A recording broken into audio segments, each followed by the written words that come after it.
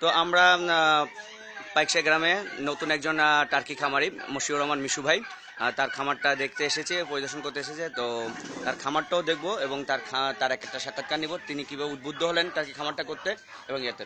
মিশু ভাই এখানে আসেন। ওয়ালাইকুম আসসালাম। মিশু ভাই কেমন আছেন আপনি? জি ভালো, আপনি কেমন আছেন? এই তো আমিও ভালো আছি। তো আপনি কেন এই টার্কি পালনকে বেছে নিলেন যে টার্কি পালন করবেন? না আসলে আমি এটার বেছে নিচ্ছি কারণ হলো আমার আশেপাশের আমার খালাতো ভাই, তারপর আমার আশেপাশের চাচাতো ভাই যারা অনেককেই দেখতেছি পালতেছে এবং সেটা পাইলা অনেক লাভবান হইতেছে। আচ্ছা, এবং এরা মোটামুটি এদিকে 5-7 বছর যাবত এগুলা লালন পালন করতেছে এবং এর থেকে ভালো বেনিফিট নিচ্ছে। তো সেই থেকেই আমি আসলে আমার মাথায় আসলো যে আমি নিজেও একটা কিছু করি এই টার্গেটটা নিয়ে।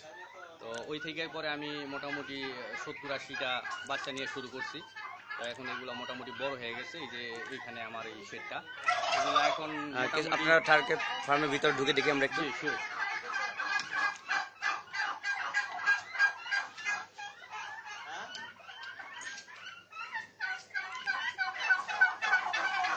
বন্ধুরা আমরা এখন মশিউর রহমান মিশু ভাইয়ের টার্কি ফার্মের ভিতরে ঢুকলাম এবং তিনি এটা একটা ব্রিডিং ফার্ম এবং প্যারেন্টস স্টক করেছেন। কয়টা মুরগি রাখছেন এখানে? এখানে আমার 43টা মুরগি আছে। এক এক বক্সে কতগুলো মুরগি রাখেন? এক একটা বক্সে আছে আপনার 4টা করে মুরগি, 2টা করে মুরগ। 4টা করে মুরগি, 2টা করে মোরগ। জি। তো এখানে কতটুকু স্পেস হবে আপনার মানে একটা বক্সে? এখানে 8 ফিট বাই 5 ফিট।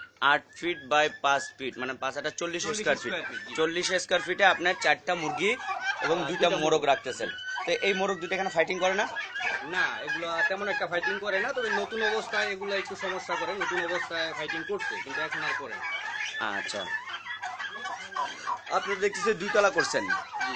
তো এক একটা ঘরের উচ্চতা কতটুকু দিচ্ছেন? আমি এখানে 5 ফিট করে রাখি। 5 ফিট করে দিচ্ছেন। উপরে দিচ্ছেন, উপরে কি দিচ্ছেন? টিন। বেশি আছে। আচ্ছা, দোতলা ঘর যেহেতু উপরে একটু বেশি হয়ে গেছে, একটু কম আছে। এই ঘরটা কতটুকু? এটা হচ্ছে আপনার 30 ফিট। 30 ফিট লম্বা, 30 ফিট বাই 11 ফিট। 11 ফিট। এতটুকুর ভিতরে আপনি 45টার মতো টাকি 43টা মুরগি রাখছি আর এখানে 43টার জন্য 24টা মুরগ আছে।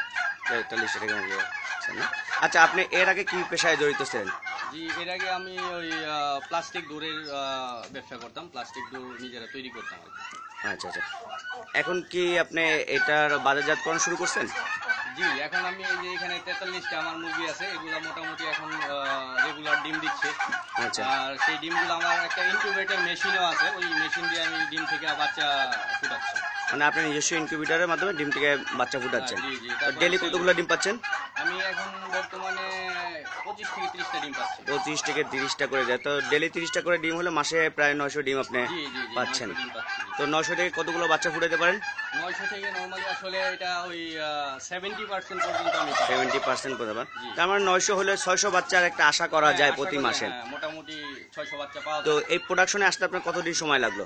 এটা আসলে আমি ওই যখন ছোট থেকে নেই, ছোট থেকে 6.5 মাসের মধ্যে আমি প্রোডাকশনে চলে আসছেন। এখন প্রতি মাসে সব মিলিয়ে আপনি 500 বাচ্চা বিক্রি করতে পারতেছেন। জি জি, 500 বাচ্চা আমি পাচ্ছি।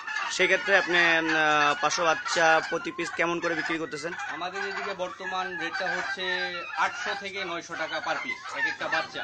কতদিন বয়স? এটা 7 দিন থেকে 10 দিনের মধ্যে। মাশাআল্লাহ, তাহলে ভালো রেট পাচ্ছেন এবং আপনারা বাচ্চাগুলো বিক্রি করতে পারতেছেন। ইয়াতে করতে পারছেন, মানে আপনার আয়ের সূচনা শুরু হয়ে গেল। জি জি, মানে টার্কি ফার্ম করার পরে 6 মাস পর থেকে আপনি এই আয় আয় করতে করবেন। পারতেছি। তার মানে নতুন করে যদি একজন ফার্মার ইচ্ছা করে যে আমি টার্কি পালন করব, তাকে মিনিমাম 6 মাস থেকে 7 মাস অপেক্ষা অপেক্ষা করতে হবে। 6-7 মাসের মধ্যেই সে বেনিফিট পেতে শুরু করবে। তো ভাই আরেকটা প্রশ্ন করি, যে একজন নতুন ফার্মার যদি ফার্ম শুরু করতে চায় তাহলে কয়টা করে ফার্ম মানে মিনিমাম কয়টা নিয়ে শুরু করা দরকার? মানে মিনিমাম আসলে 50টা করে নিলে বেশি ভালো হয়। বেশি ভালো হয়। 50টা যেহেতু একটা শেড করতে হয় আর জি, শেডের জি। মধ্যে 50টা বাচ্চা না হইলে সেটা একটা পোষায়ও না।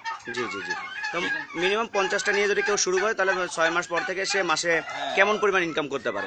6 মাস পরে মাসে মিনিমাম 50,000 টাকা তো আসবেই। 50,000 টাকা আসবে। মিনিমাম। তার মানে 50টা বাচ্চার ইনকাম ইনভেস্ট করতে গেলে দেখা যায় 1.5 লাখ টাকা ইনভেস্ট করে যে শেড শেড টেড ইনভেস্ট করে যদি করে তাহলে আপনার 6 মাস পর থেকে সে মাসে 40 থেকে 50,000 টাকার একটা আয়ের ক্ষেত্র তৈরি করতে পারে যে কোনো যুবক। আচ্ছা, এখন তো বাচ্চা বিক্রি হচ্ছে, তো আপনাদের কি পরিকল্পনা আছে যে সামনে তো মাংসেতে যাবেন কিনা?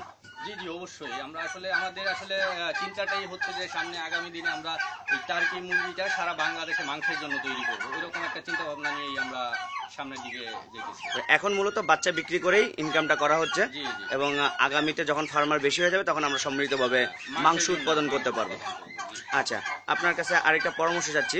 আমরা যে একটা এজেন্ট ফার্মিং করতে চাচ্ছি, যে একটা নেটওয়ার্কে ফার্মাররা থাকবে এবং তাদের উৎপাদিত পণ্য আমরা একটা ব্র্যান্ডে ব্র্যান্ডিং করব, এক্ষেত্রে আপনার মতামত কি? জি, এটা হলে তো আসলে অনেক ভালো হয়। আমরা আসলে অনেক সময় দেখা গেছে যে আমার এখানে 100 বাচ্চা জমে গেছে, কিন্তু আমি সেল করতে পারতেছি না। জি। তো ওই রকম যদি একটা সুযোগ সুবিধা থাকে তাহলে আমার কখনো ওই চিন্তা করতে হইব না যে আমি মালটা কোথায় সেল করব। তখন আমার যা উৎপাদন হইব আমি সব এক জায়গায় সেল করতে পারবো।